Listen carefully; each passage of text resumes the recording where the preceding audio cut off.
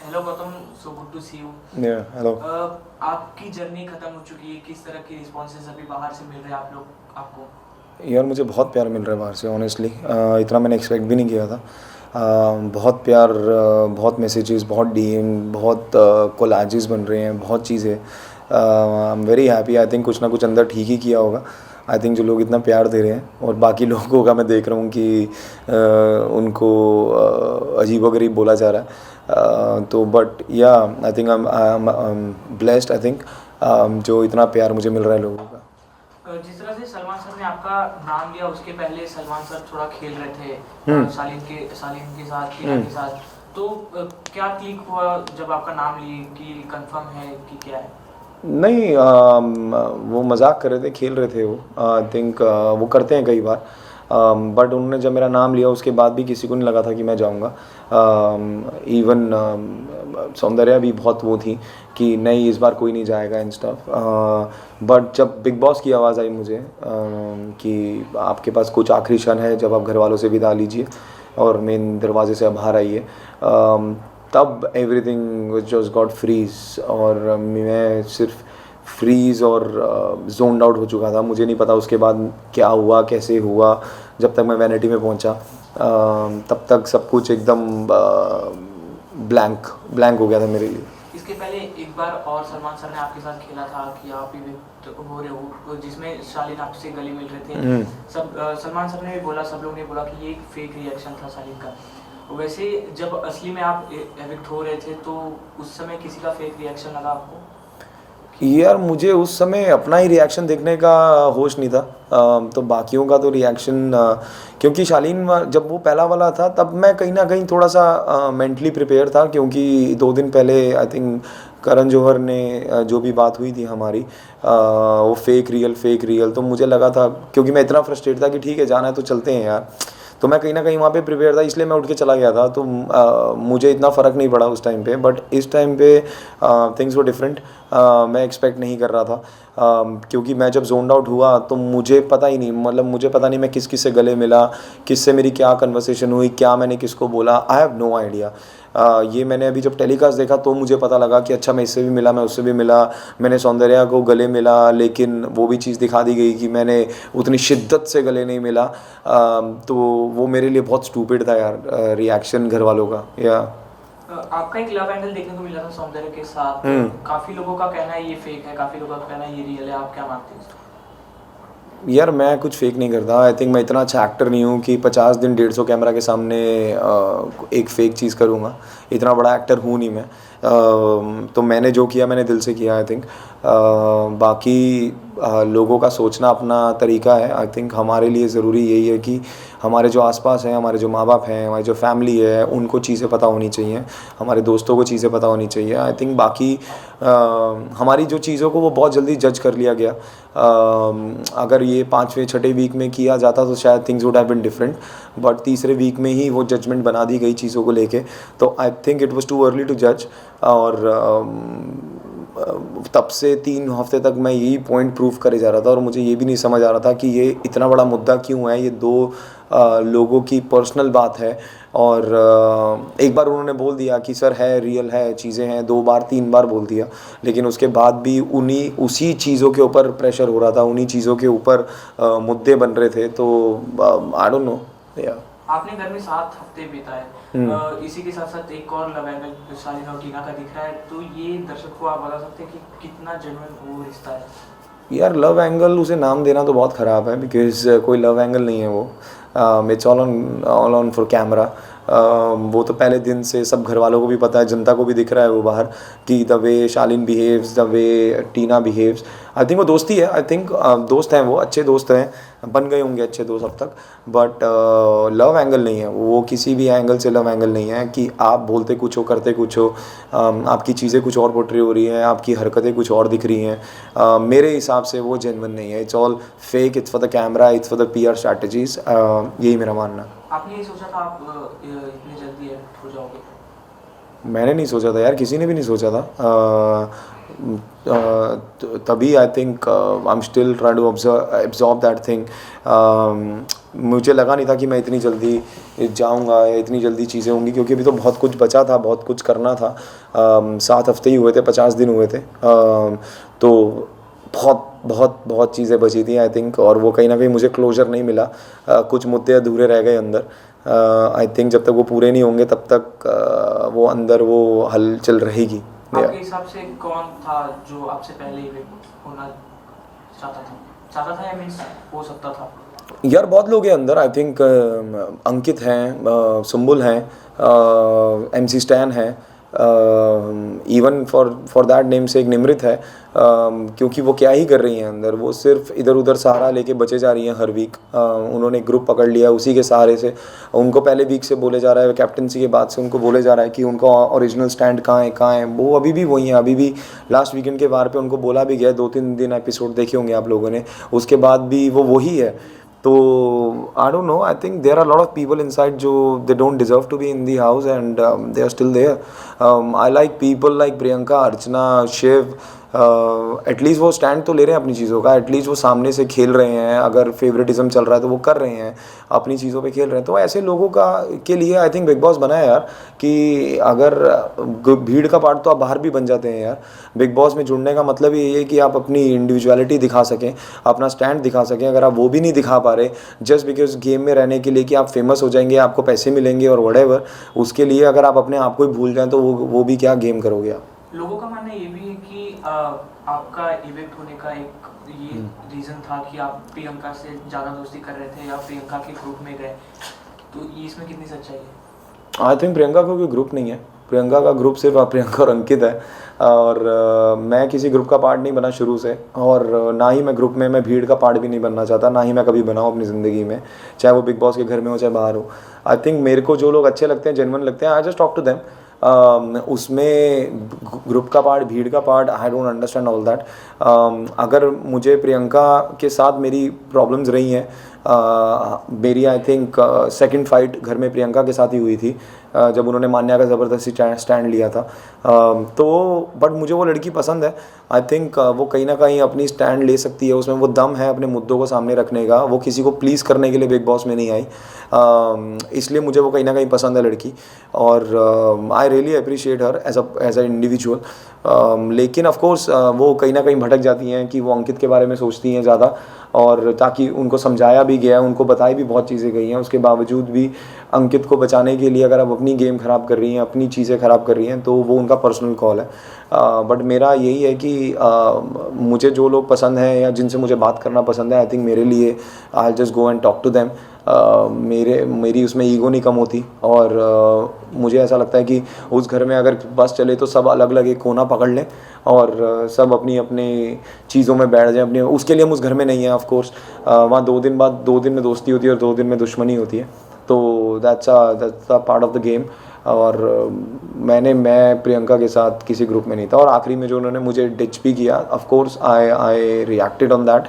मुझे वो चीज़ नहीं अच्छी लगी, क्योंकि मैं उनसे ये एक्सपेक्ट नहीं कर रहा था। अगर शायद ये अर्चना होती तो मेरे को कोई फ़र्क भी नहीं पड़ता, बट प्रियंका ने ऐसा किया। और मैंने उनको ये भी बोला कि आप मुझे सामने से बोलती तो मुझे इतना दुख नहीं होता, लेकिन आपने वो नहीं किया, इसलिए you know I got hurt.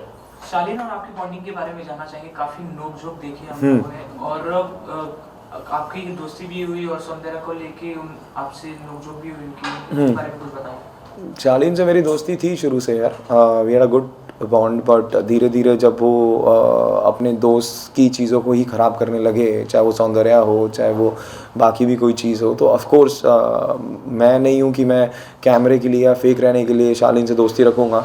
और मुझे ना दोस्तों की कमी है ज़िंदगी में, और ना ही मुझे गेम जीतने के लिए कोई दोस्त बनाने हैं। ना ही मेरा ये थॉट प्रोसेस था जब मैं अंदर भी गया था। I was very clear with my thought process. And मैं कुछ प्लान करके नहीं गया था कि मैं किससे दोस्ती करूँगा किससे नहीं करूँगा। उनसे एक बॉन्डिंग हुई, एक अच्छी हुई। उसके बाद जब उन्होंने अपने रंग दिखाने शुरू करे, सो आई टुक अ बैक स्टेप। एंड वहाँ से मैंने चीज़ें बोल दिया उनको, यार मैं फेक हूँ यार, मत रहो मेरे साथ। किसी भी सौंदर्य को एक वीडियो भी क्लिप दिखाई गई थी जिसमें आप लोग बात कर रहे थे, मीन्स आप सुन रहे थे, शालीन बात कर रहे थे, उसका रिएक्शन आया था सौंदर्य से। तो रिएक्शन करना कितना सही था आपके लिए? आई थिंक वो थोड़ा ओवर कर दिया था सौंदर्या ने, मुझे ऐसा लगता है। ऑफ कोर्स वो हर्ट हुई, ऑफ कोर्स समझ आती है मुझे, लेकिन मैं सिर्फ इतना चाहता था कि उससे पहले मेरी जस्टिफिकेशन या एक्सप्लेनेशन सुन लेती वो, जो उन्होंने बाद में सुनी, उसके बाद वो काम डाउन हुई। अगर वो पहले सुन लेती तो शायद इतना बड़ा मुद्दा ही ना खड़ा होता वो। शायद मैं उनकी जगह होता तो मैं पहले उन्हें सुनता, समझता और उसके बाद मैं अपना ओपिनियन देता। But I think again it's an individual perception. उनका जो माइंडसेट है वो उनके लिए है और जो मेरा माइंडसेट है वो मेरे लिए है। I think that's called a maturity. But हाँ, उनका रिएक्शन मुझे थोड़ा सा ओवर लगा था, इसलिए मैं उस समय भी चुप था। I was just trying to calm her down. मैं भी चिल्ला सकता था, मैं भी जवाब दे सकता था बहुत चीज़ों के, बट ठीक है, उनको रिएक्ट करना था दैट वे, तो I was just quiet for some time. या अभी हाल ही में एक इंसिडेंट हुआ था शालीन और स्टैन के बीच में। उसमें आपने उस सिलसिले में आपने एक इंटरव्यू में कहा कि मैंने शिव को समझाया, वो एक कुर्सी उठाई थी उन्होंने, वो क्लिप हमें देखने को नहीं मिली, तो उसके पीछे की कहानी जानना चाहिए। यार उसके पीछे कोई कहानी नहीं है, उसके पीछे वही कंटिन्यूएशन में फाइट चल रहा था और शिव ने आके शालीन को जब मुंह से पकड़ा था और उसके बाद शालीन को वहाँ से लेके गया वो दरवाजे तक गया, तो शिव और शालीन के बीच में हीटअप कन्वर्सेशन हुआ और थोड़ा सा अब्यूसिव लैंग्वेज यूज़ हुआ और शिव चेयर लेके गया था। ऑफ कोर्स मुझे पता था वो मारेगा नहीं, इतना दिमाग है, इतना सेंसिबल है वो आदमी। बट मैंने उससे वही पूछा कि तूने क्यों किया? बोला ब्रो मेरे को वो परेशान कर रहा था और मैंने सिर्फ डराने के लिए मैं वो चेयर लेके गया था या जो भी था। तो वो क्लिप नहीं दिखाई, वो मुझे बाहर आके पता लगी, वो क्लिप नहीं दिखाई, but that was happen. And I think Shiv ने रिएक्ट किया उस टाइम पे। ऑफ कोर्स दोस्त के लिए वो खड़ा हुआ, अपने स्टैंड के लिए वो खड़ा हुआ, बट ठीक है यार, किसने नहीं डराया? साजिद खान ने बॉटल्स तोड़ी थी, ठीक है, या उन्होंने दरवाजे पे लात मार के दरवाज़ा खोला था गौरी के टाइम पे, तो सब कुछ जस्टिफाइबल है ना यार, सब कुछ तो उस घर में जस्टिफाइबल है, तो फिर प्रॉब्लम क्या है? हाँ, अगर वो शिव मारता, टच करता चेयर, चीज़ें करता, तब it would have been a different thing. But Shiv ने जो किया डराने के लिए किया। डराने के लिए तो लोग बहुत कुछ करते हैं अंदर, लोग तो एक दूसरे का एड्रेस मांग रहे हैं, लोग एक दूसरे को धमकियां दे रहे हैं, बहुत कुछ कर रहे हैं लोग, मुंह तोड़ने की बातें हो रही हैं, वो सब हो रहा है। तो वो सब अलाउड है, तो ये भी अलाउड होना चाहिए। सुम्बुल के बारे में जानना चाहेंगे कि उनका क्या गेम है प्रॉपर? आप अंदर से देख के आए हो, ये काजल टीना राहुल वाला क्या सीन है? सुम्बुल जो कर रही है वही उसका गेम है। This is her game, she is playing a victim card. और लोगों को लग रहा है कि वो बेचारी समझ नहीं पा रही, वो ये नहीं कर पा रही। वो बेचारी बहुत इंटेलिजेंट है, वो जो कर रही है, वो जैसा कर रही है, वो बहुत बढ़िया कर रही है। बिल्ली को लगता है कि आँख बंद कर लो तो बाहर अंधेरा है, वो वही प्ले कर रही है। एंड आई थिंक इसमें कोई डाउट ही नहीं है यार। आप सुम्बुल को इतना कमज़ोर क्यों समझ रहे हो? वो 8 हफ्ते घर के अंदर है और वो एक ही मुद्दे पे अटकी हुई हैं। वो चिल्ला के बोल रही है कि मुझे घर में नहीं रहना, घर में नहीं रहना। Of course she is getting a sympathy from people. Of course लोगों को उस पर तरस आ रहा है, चीज़ें हो रही हैं, उसको हर बार वो किया जा रहा है। बट मेरा सिर्फ इतना है कि आई थिंक शालीन को भी कहीं ना कहीं उसका दोषी मानना चाहिए, क्योंकि शालीन ने उनको उतनी स्पेस दी है, इसलिए वो ऐसा रिएक्ट कर रही है। अगर शालीन शुरू से ही वो स्पेस ना देते या उसको कंट्रोल में रखते, तो आई थिंक चीज़ें इतनी ऊपर होती नहीं। आपके हिसाब से सिंपल एक फेयर प्ले कर रही है, स्मार्ट प्ले कर रही है, बट उनके डैडी के हिसाब से उनको समझाना कि आप गलत जा रही हो, गलत खेल रही हो, ये क्या है? आई थिंक वो बहुत गलत है। मैंने भी वो वीडियो देखा और मुझे ऐसा लगता है कि किसी के भी फादर को ये हक नहीं है, चाहे वो कोई भी हो, मेरे फादर हो या किसी के भी फादर हो, किसी के फादर को इतना हक नहीं है कि आप अपने बच्चे को समझाने के लिए आप दूसरे को डाउनग्रेड करेंगे, वो भी नेशनल टीवी पे। आपकी बेटी अगर आपको पता है कि इतनी समझदार है, आपको भरोसा है उस पर, तो फिर आप इतना उनको मत समझाइए, उनको अपनी गेम खेलने दीजिए। 8 हफ्ते वो अंदर हैं, वो आपके भरोसे अंदर नहीं है, ना किसी और के भरोसे अंदर नहीं है, वो अपने दम पे अंदर है। और आई थिंक अगर गलती आप कहते हैं कि आपकी बेटी की नहीं है, तो गलती तो किसी की भी नहीं है फिर, क्योंकि सब माँ बाप के लिए अपने बच्चे बहुत अच्छे होते हैं, बहुत प्यारे होते हैं। लेकिन आप दूसरे के बच्चों को नेशनल टीवी पे नहीं सुना सकते। शालीन टीना जैसे भी हो यार, at the end of the day किसी के बच्चे हैं वो, और आप किसी को नहीं सुना सकते रिगार्डलेस व्हाटएवर। आप समझाना किसी को तरीका और किसी को नीचा गिराने में बहुत फ़र्क होता है। तो आई थिंक उन्होंने जो चीज़ें बोली वो कहीं ना कहीं बहुत ख़राब वे में गई हैं वो चीज़ें, and I was not expecting उनके फादर से ये सब। बट ठीक है, अब उन्होंने किया, और आई थिंक बिग बॉस को भी ये चीज़ रियलाइज़ हुई, तभी उन्होंने सुम्बुल को भी बोला कि अगली बार अगर ऐसा हुआ तो इस पे एक्शन लिया जाएगा। तो तो क्योंकि बिग बॉस भी एक्सपेक्ट नहीं कर रहे होंगे कि उनके फादर आके ये सब बोलेंगे, तो आई थिंक आप समझाइए अपने बच्चे को, अच्छे से समझाइए अगर आपको ऐसा मौका मिला है, बट दूसरे को नीचे मत गिराइए। आप अगर अपनी बेटी को इतना अच्छे से जानते हैं तो उनको अपना गेम खेलने दीजिए। आई थिंक सो अभी तक का सबसे हाईलाइटेड पॉइंट आपकी इवेंट होने के बाद शालीन का शुगर कोटेड होकर सौंदर्य से बात करना, सौंदर्य का शालीन से थोड़ा क्लोज हो जाना, इसमें आपका क्या रिएक्शन है?